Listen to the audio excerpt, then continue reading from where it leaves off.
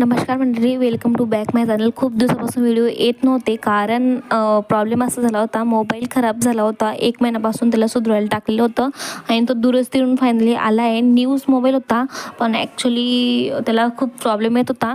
त्याच्यामुळे मग आम्ही त्याला सुधारायला टाकला होता आणि आत्ताच तो मिळाला आहे. सो त्याच्यानंतर आता मग व्हिडिओ अपलोड करते. आणि काही दिवसात आम्ही आमच्या घरीही गेलो होतो, तर त्याच्यामुळे व्हिडिओ येत नव्हते. आणि फायनली आता मोबाईल मिळाला आहे, चांगलं काम करतो आहे. सो म्हणतो आता व्हिडिओ अपलोड करायला सुरुवात करू.